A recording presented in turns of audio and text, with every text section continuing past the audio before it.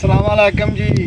सारियां तरीफां अल्लाह दी दात दियां ते करोड़ां दरूद सलाम हज़रत मुहम्मद सल्लल्लाहु अलैहि वसल्लम ते आप दी याद तमाम साहबां। अच्छा जी, कुर्बानी दा बकरा सी ते ओहदा खून ना लैके आए हैं ते ये दसदे ने भी ये अगर तुसीं अंब नूं पाओ ते अंब लगदे ने इहनूं, दूसरा अंब सुकदा नहीं गा ते तीसरा ये आ भी अंब दे हर साल अंब लगणगे।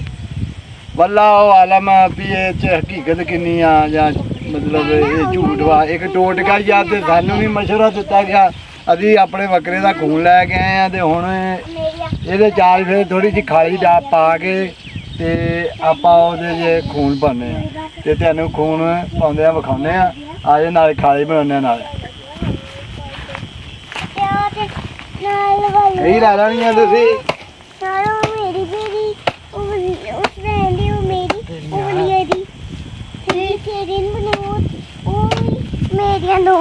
मिट्टी बड़ी हार्ड वा, सुट्टन बड़ी मुश्किल होने डई है, कही है माड़ी।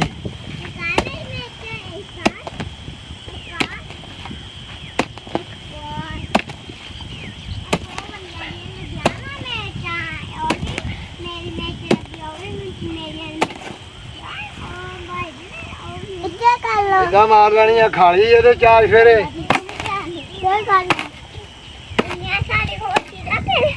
कोई नहीं बनिया बेटिया और पापा दी ते मम्मा दी बलिया दी पुप्पो दी अम्मी दी चाचू दी चाची दी ते पता नहीं है क्या ते तारा दिया मेरा दे दिया।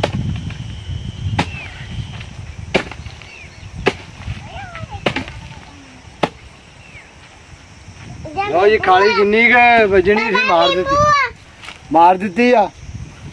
ए खून वा बकरे दा, कुर्बानी वाले बकरे दा खून है। हुण पाउने आ चार फेरे।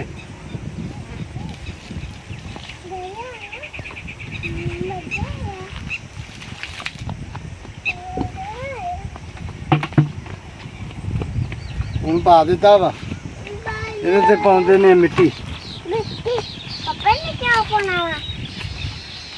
पापा ये क्या पाना वा?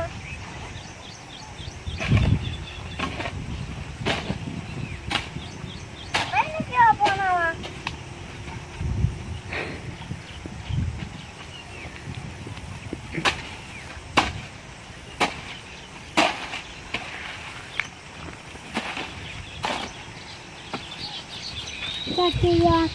लो जी खून पा के आप उत्ते पा दी मिट्टी। मेरी हकीकत किन्नी आ अल्लाह जानदा है। असी वो कम कर दिता ते इदा ही दसदे भी ये फल आऊगा, हर साल फल लगूगा, फल भी चंगा लगूगा। ये सिर्फ अंब के बूटे लिए आ। ठीक है, तो वीडियो चंगी लगे तो लाइक तो शेयर करो, चैनल में सबसक्राइब करो, तो वीर नूं दुआवां याद रखो। अल्लाह हाफिज़।